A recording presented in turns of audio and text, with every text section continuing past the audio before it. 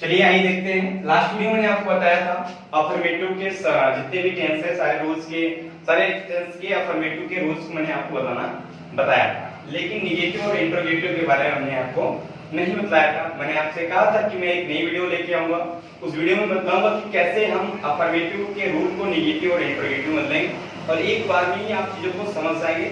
बस थोड़ा सा ध्यान देने की जरूरत है। देखिए हमारा टॉपिक भी ये है, अफर्मेटिव रूल को नेगेटिव एंड इंटरोगेटिव में बदलना। तो सबसे पहले देखते हैं देखिए फॉर्मेट क्या है। अफर्मेटिव के फॉर्मेट था subject plus helping verb plus main verb, tense के अकॉर्डिंग उसका first form, second form, third form या आईएनजी फॉर्म होता है। फिर क्या लगेगा ऑब्जेक्ट। ये हमारा किसका है अफर्मेटिव। इसके बारे में हमने 12 टेंस के अफर्मेटिव के बारे में हम लोगों ने पढ़ रखा है। आइए चलते हैं नेक्स्ट नेगेटिव को देखते हैं। नेगेटिव को बनाने ध्यान रखिएगा, नेगेटिव सेंटेंस का फॉर्मेट सेम है। देखो सब्जेक्ट पहले था, सब्जेक्ट लिखा, हेल्पिंग वर्ब था, हेल्पिंग वर्ब लिखा।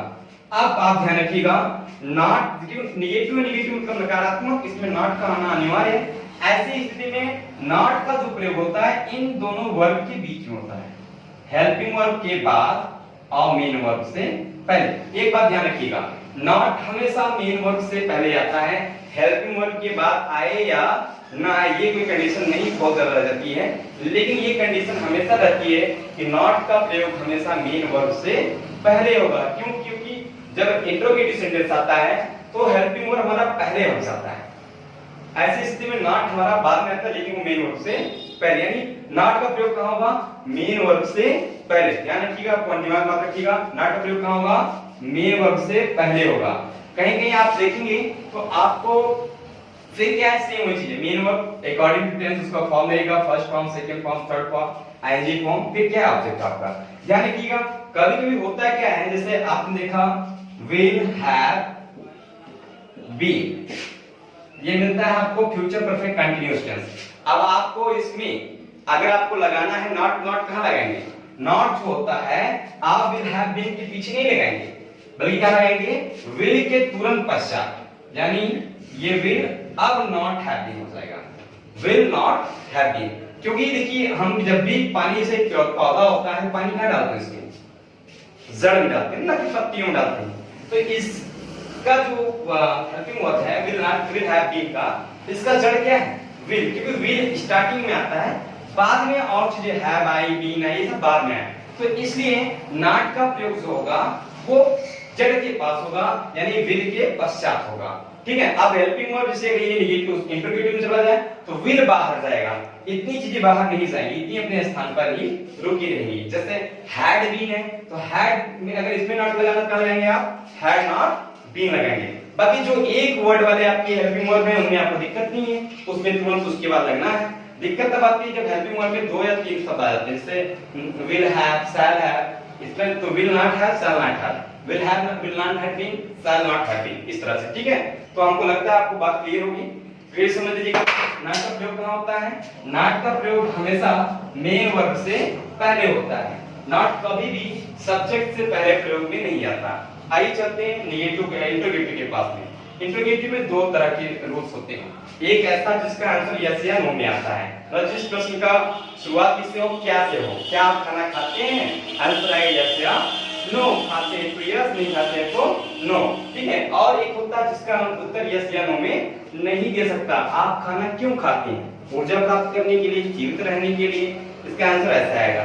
तो मींस जिस सेंटेंस में क्या, कौन, कब, कहां वाक्य के बीच में है उसका ट्रांसलेशन हम सेकंड रूल से करते हैं, लेकिन जिस सेंटेंस का पहले क्या होगा, क्या का प्रयोग होगा, उनको हम इस रूल से करते हैं। उसमें रूल में क्या है?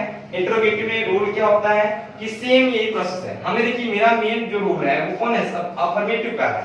इसमें क्या करेंगे? हेल्पिंग वर्ब को बाहर लेके आते हैं। देखिए हमने हेल्पिंग वर्ब बाहर लाया, बाकी चीजें वही छूट गया, सब्जेक्ट छूट गया, सब्जेक्ट आ गया।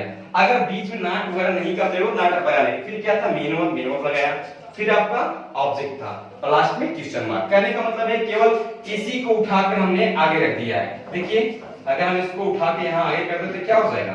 यही हो जाएगा हैव, सब्जेक्ट, मेन वर्ब। ये नॉट का अकॉर्डिंग टू नीड, जरूरत के अनुसार नॉट का प्रयोग होगा।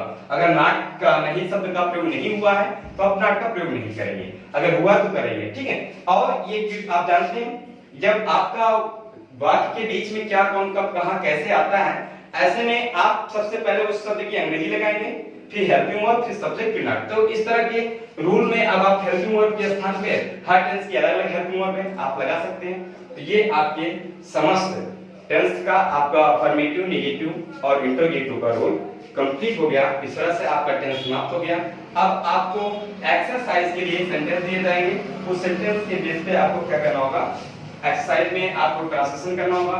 एक बार फिर से हम ट्रांसलेशन के बारे में आपको थोड़ी सी जानकारी दे देते हैं। देखिए, ट्रांसलेशन की तीन चीजें बहुत ही महत्वपूर्ण है। अगर तीन चीजें हम दिमाग में रखते हैं तो ट्रांसलेशन करते समय हमको कोई दिक्कत नहीं आएगी। पहली क्या होती है हमारी पहचान, मतलब हमें ये पहचानना जरूरी है कि जो सेंटेंस आया वो सेंटेंस कौन से टेंस का है और टेंस के अंतर्गत किस टेंस के अंतर्गत आता है। जैसे है, हूं, है तो प्रेजेंट टेंस है, था, थी, थे है तो पास्ट टेंस है, गा, की, ये है तो फ्यूचर टेंस।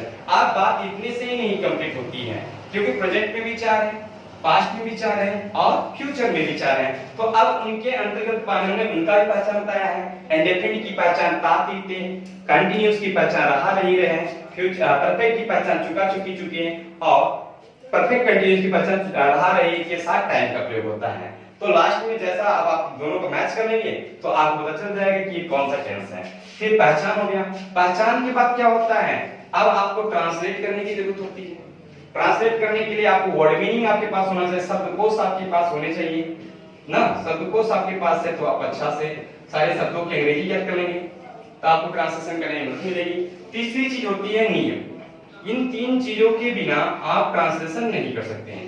नियम क्या है, नियम हमारा सब्जेक्ट है, फिर क्या है हेल्पिंग वर्ब है, फिर क्या हमारा मेन वर्ब अकॉर्डिंग टेंस उसका रूप रखता है, फिर क्या हमारा ऑब्जेक्ट है। आप ध्यान रखिएगा, थोड़ा सा सब्जेक्ट के बारे में परिचय फिर से कर लेते हैं। सब्जेक्ट क्या होता है, वाक्य में जिसके विषय में बात की जाए उसे हम सब्जेक्ट कहते हैं ना। और हेल्पिंग वर्ब आप जानते हैं सहायक क्रिया हर टेंस की अलग अलग होती है। मेन वर्ब जो मुख्य कार्य हो रहा होता है और उसके बाद ऑब्जेक्ट का प्रयोग करते हैं।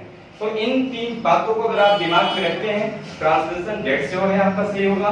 लेकिन ये तीन बातें आपको ट्रांसलेशन के दौरान बहुत ही महत्वपूर्ण है, इसलिए नियम को आप जरूर ध्यान रखिए कि शब्दकोश आप धीरे धीरे पढ़ते पढ़ते आपका शब्दकोश बढ़ता जाएगा ना। पहचान भी आपको जल्दी हो सकती है, दिक्कत आएगी नियम को लेकर। नियम को अगर आपने एक बार दिमाग में बैठा लिया तो आप ट्रांसलेशन में कहीं पे गलती नहीं करने वाले, इसलिए आप इन बातों का विशेष ध्यान रखें। ठीक, धन्यवाद।